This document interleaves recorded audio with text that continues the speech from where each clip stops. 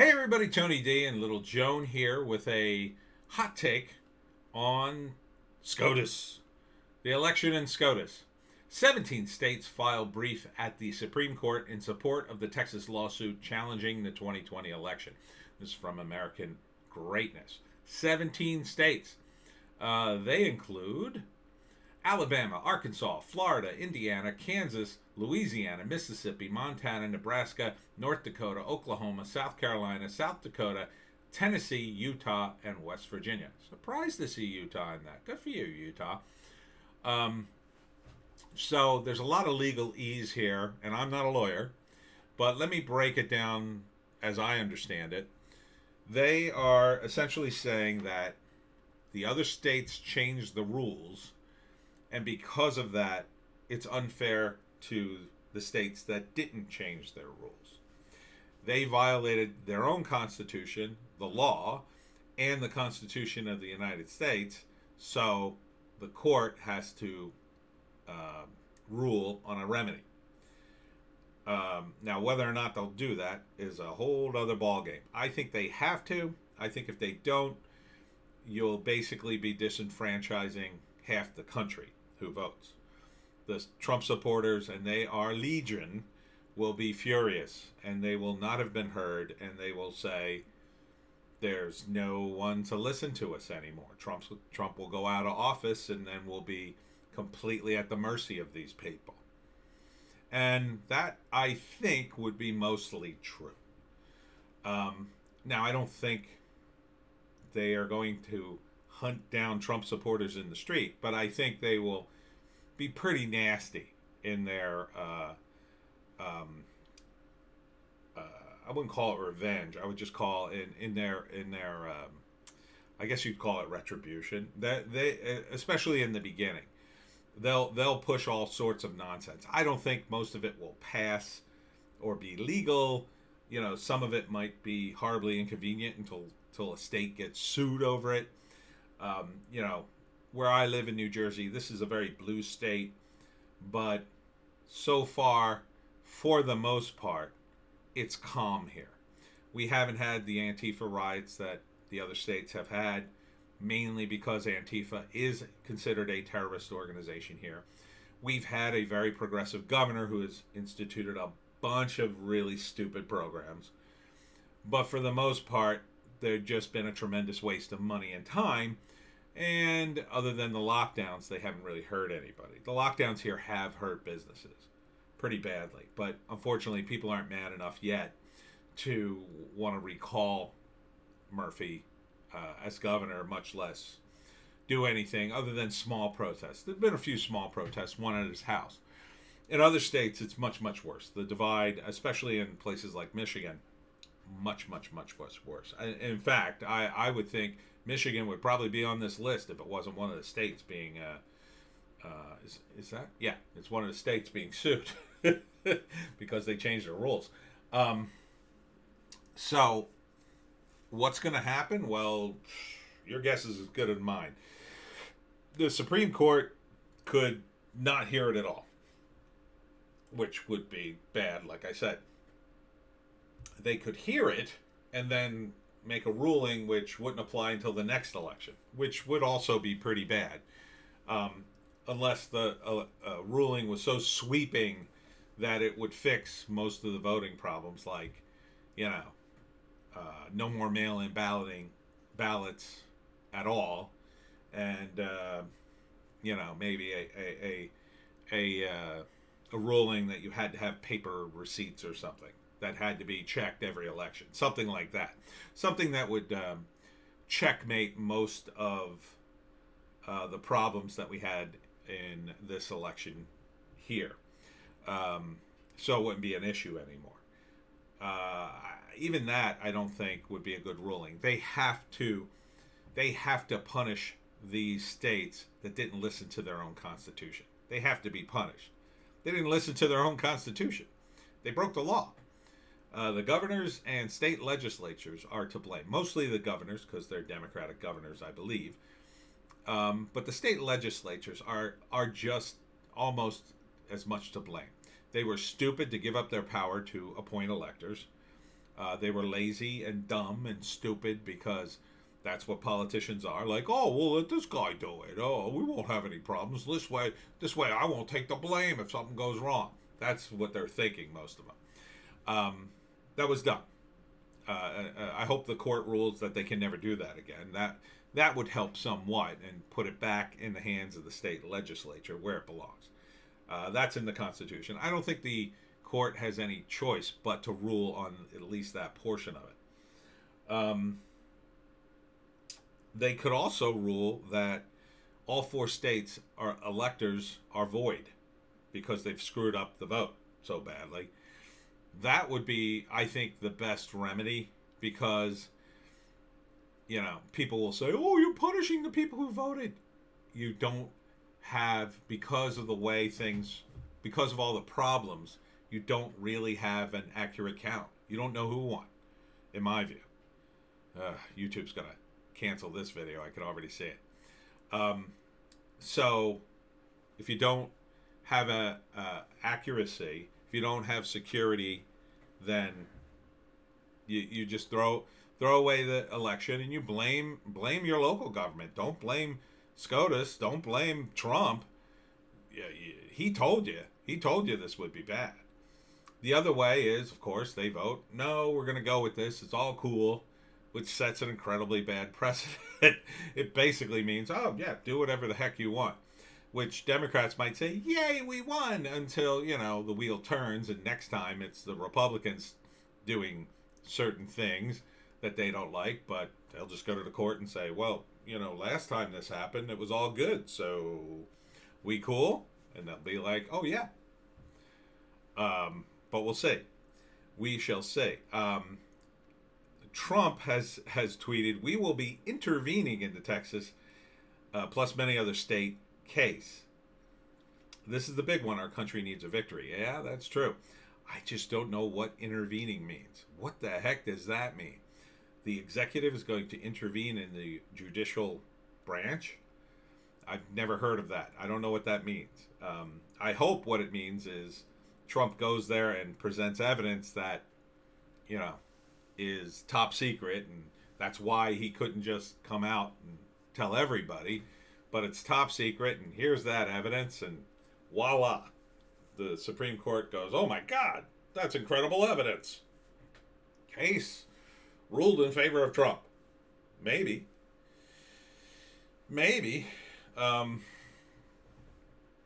Because of national security reasons, he can't reveal it. There's a good chance that that's the case because China's involved. And China is a national security threat. If they're involved in this at all, that's a national security threat. They're definitely involved with the Bidens. It's already a done deal. Look, if you haven't followed the Hunter Biden laptop scandal, most of you have because you watch this channel, but for those of you who haven't, it's a real thing. It's not conspiracy theory nonsense. He left his laptop behind at a computer repair shop, and Rudy Giuliani got a hold of it, and all the stuff in it's been confirmed, including the deals with China. The Bidens had deals with China. China paid them money. It is in the emails. The emails were confirmed by one of Hunter Biden's business associates. It's all in there. I don't have time to go through it all again, but it's a done deal. If that's the case, the Bidens are compromised. They're compromised by the communist Chinese. It's a done deal. They can't allow that. The Joint Chiefs of Staffs can't allow that, and neither can the Supreme Court. No one can, except Eric Swalwell, apparently. He could probably allow it. And some of these, I hate to tell you, the Democrats are compromised by the Chinese. We've got at least 3 or 4 of them that are compromised. Probably a lot more that we don't know about yet. So hang on to your hats for that. It could be Trump has some other evidence he's not willing to share with the general public yet. Wouldn't surprise me at all because Trump has always said that he thought it was foolish of presidents to announce what they were going to do all the time. You got to keep some things secret, and he's right about that. Trump knows what to keep secret and what to blab about. That's how he manipulates public opinion, and he's very good at it. So Trump's been strutting around like he owns the place. And I hate to tell you, but he's got a Trump card. I don't know what it is. I can't wait to find out. This is like the greatest reality TV show of all time. But he's got something.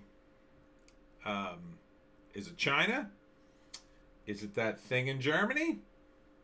Is it something we haven't even heard about? Could be all three. I don't know. But he's got proof. He's got something, is my prediction. Something he's going to tell those justices.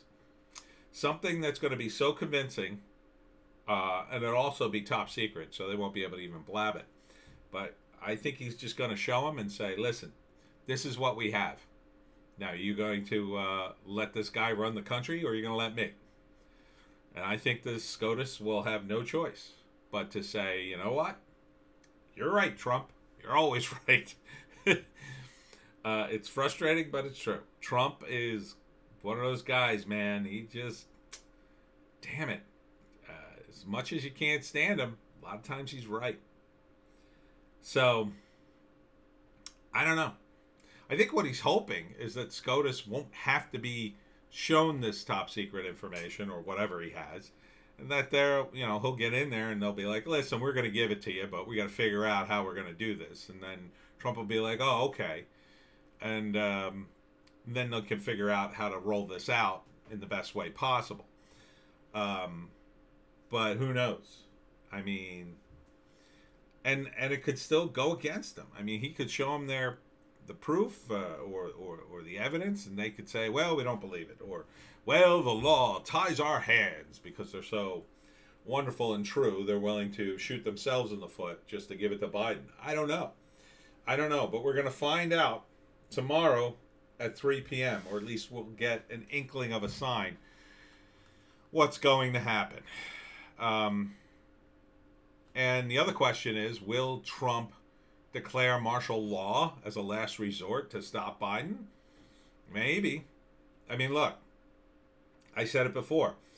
If you thought Russia had a pawn in Trump when Obama was handing over the keys to the White House, don't you think Obama would have gotten together with the chiefs of staff and called for martial law so they could, keep Trump from getting into the presidency and put him on trial and, go through all this? I mean, he would have done that if he had real evidence. We all know now that was a bunch of BS posturing in order to pressure him. Now we have a situation where the evidence is pretty damning. The evidence we've seen of the Hunter Biden laptop is pretty damning. And I'm sure they got more. Because the NSA, the CIA, the FBI, your local cops even can listen to phone calls. And if you don't think for a second they don't have some Chinese guy talking on the phone to some agent or someone in this country who did some espionage, you're living in a fantasy world. Because the NSA sees it all. And the key is, if you know what you're looking for, you can find it. The problem is it's useless as a general monitoring device because you just have billions of phone calls going every which way and you can't monitor them all.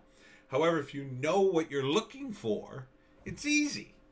What are we looking for? Has Biden been compromised? Bingo. Look at every Biden phone call.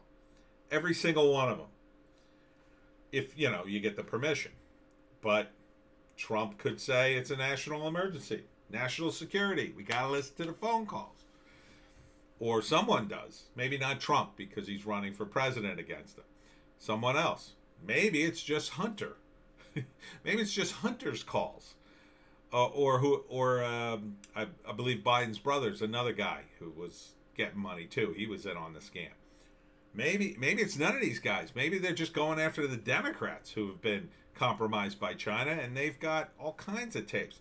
I mean, you got a Chinese professor of international studies on the equivalent of a Chinese TED Talk, just casually bragging that they've had people in the White House for years. And then Trump came in, and now they've got a problem. But soon Biden will be back, and then we won't have problems. Now, some even suggested that in and of itself is the Chinese trying to stir things up. That might be true too. But either way, you can't just ignore it. You got to at least investigate it. And Biden has clear ties. Clear ties to China. I don't think he should be allowed to be president.